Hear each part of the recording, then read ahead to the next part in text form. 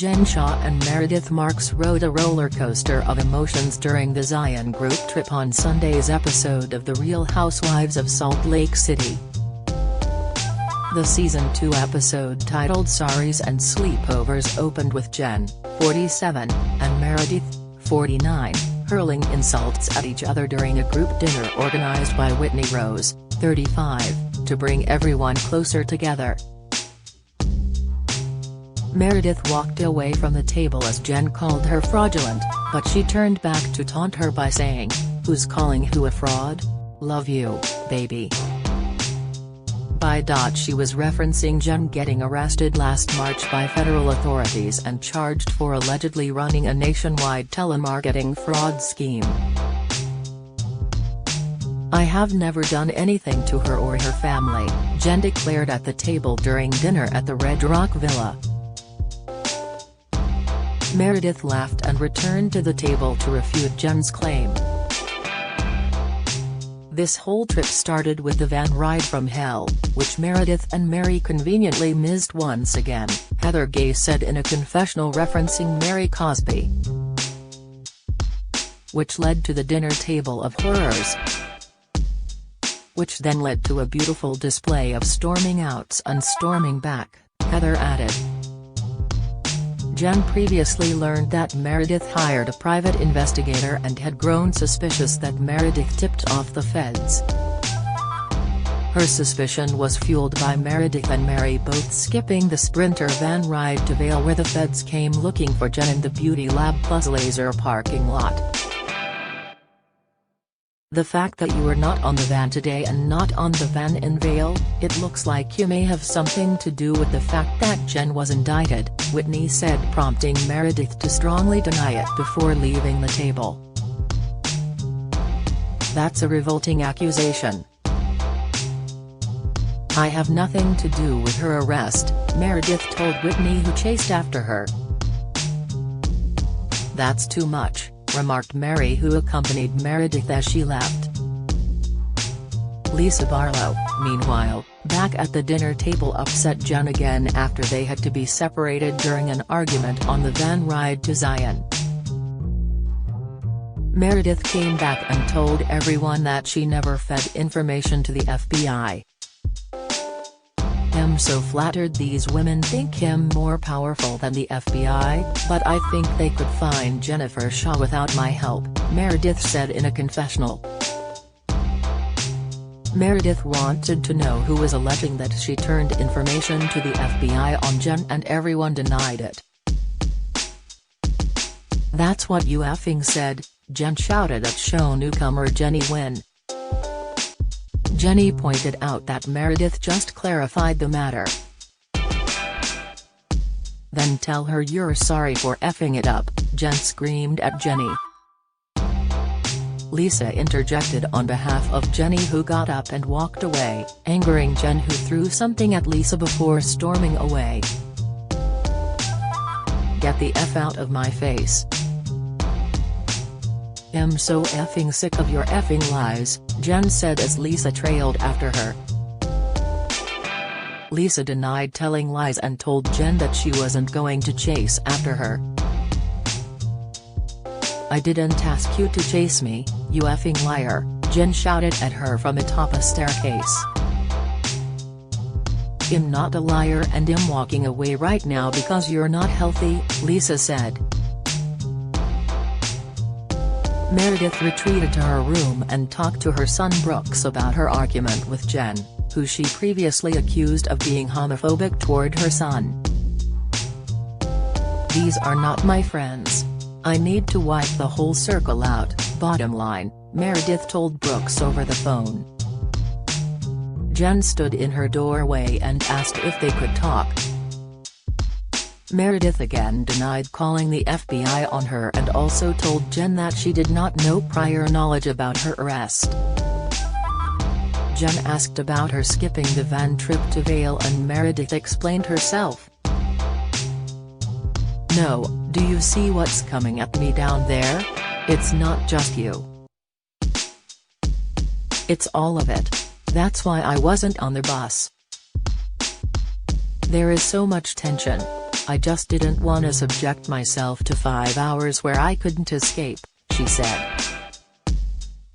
Jen started getting emotional as Meredith continued their conversation. "I have been very honest. I have an immense amount of compassion for you, and I don't want to see your family suffer. I don't want to see anybody suffer ever," Meredith said. Jen in a confessional said that she wants to believe Meredith. "But if she truly had anything to do with calling the feds, that is completely disgusting, cause not only are the allegations false, you are taking something that will hurt my family for years and hurt me," Jen said. Jen then broke down in tears talking to Meredith. "I can't take any more, I can't take any more," Jen sobbed as Meredith stood up to hug her. I know, you can't. And that's why I stood up for you." "I know you can't," Meredith said as Jen sobbed on her shoulder. "My God, you guys are going to make me cry," said Mary, who was sitting nearby on the bed. "If we're gonna be friends, at some point, everyone has to come together and get along. And I feel like this is like a start. It's gonna take a minute for her to forgive Jen. Give Meredith 5 years. Something might start brewing," Mary said in a confessional. "Maybe 4 years," she added. Meredith the next morning was outraged and yelled at the women as they were waking up. "You all can spew lies about me all day and night. Do not bring my sister or my father into it," she shouted in her red pajamas. She explained in a confessional that Lisa around 3 a.m. came into her room and told me that all of the women were speculating that I had lied about my father's memorial because I didn't want to get on the bus ride with everybody because I was the one who had turned Jen into the FBI. Whitney hid in a room with Heather and they were joined by Jen as Meredith continued ranting. "I'm done. I'm finished," Meredith told Lisa. Lisa protested that nobody said the memorial was faked, but Meredith was outraged. Mary brought Meredith an omelette but she didn't have the stomach for it. Lisa and Meredith then argued about the status of their friendship and agreed to give each other some space. Heather told everyone else why Meredith was upset and Jenny said she didn't think anyone said the memorial was fake. "I can't take her. I can't," Mary said referencing Jenny. Heather told Mary that she was completely dismissing Jenny and that it was not acceptable. "It is for me, and it will be, and you will accept it," Mary said. Mary said she only cared about what matters and admitted that Jenny didn't matter to her. Jenny kept her cool and told Mary that she could leave. "Mary thinks she's in upper class, and I'm down here, so she's treating me like one of her workers at home, like, you don't matter. You can't speak. It's like F you. If you don't want to listen, get the hell out," Jenny said in a confessional. Meredith came out again to find out who was speculating about the faked memorial for her father, but the matter was diffused as everyone urged her to drop it. "Can we just go to Slot Canyon and be one with Mother Earth?" Lisa asked. Meredith and Mary joined the excursion to East Zion Resort where they went on a guided adventure hike. They went off-roading in all-terrain vehicles as they climbed a mountain and then put on hiking gear and helmets. They worked their way into a canyon and scrambled over the terrain. They rappelled down between rocks and the bonding experience remarkably brought them together. "I feel a cleansing. I feel a type of surge of exercise that got my blood flowing," said Mary in a confessional. the women after a 2-hour ride home rallied for Club Zion that they were throwing themselves at the villa. Jen brought her own glam team to Zion and a buffet was set up for the women. The women all got dressed up and amazingly enjoyed a nice meal together. Meredith in the morning was so angry, screaming at everybody, and now seeing her at dinner, she's, like, happy, jolly. "What the hell did you just take upstairs? Girl, I want some of that," Jenny said in a confessional. Mary apologized to Jenny for saying she didn't matter and explained that she shuts the door on new people in her life and said she doesn't mean it personally. "It would be anyone," Mary told her. "I have anger issues. For a whole year, I went to anger management because I can't control my temper. One night I keep throwing S at my husband, and I actually broke his ribs, and I was like, oh, S. Okay, maybe I need to control my anger. The first step in controlling my anger is to forgive and to let go. So for Mary, I am gonna do that and make sure that we get along when we are in the same room," Jenny said in a confessional. Back at the dinner table, Jenny calmly told Mary, "Thank you very much. I appreciate that." Club Zion then turned up as the women drank and danced together.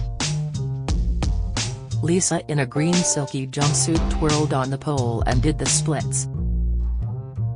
"I'm happy that we're getting along for the most part. We still have a lot of things to figure out, but that's why this group does actually work, even with the fighting, even with the drama, even with the craziness. We can have a good time. At least for a night," Meredith said in a confessional. Club Zion continued in the hot tub and Whitney got topless before jumping in the pool. "We love Zion," echoed about 3:15 a.m. as the fun continued. The next morning at 9:35 a.m. Meredith woke up tickling Lisa in a bed, as Whitney and Jen tried to sleep in another bed. "What the hell happened last night? I remember dancing and drinking. I briefly remember going out to the hot tub. But how the hell did I end up in bed with Jen and Meredith in Lisa's room?" Whitney said in a confessional. Whitney took over breakfast to make her huevos rancheros and Mary wondered why the party girls were up. "I didn't even stay up at night, and all I could see was these 3 bikinis," Mary said. Lisa ate Kit Kat candy for breakfast as Jen estimated they went to bed about 5:30 a.m. "This is the best girls' trip ever," Heather said as the episode concluded. The Real Housewives of Salt Lake City will return next week on Bravo.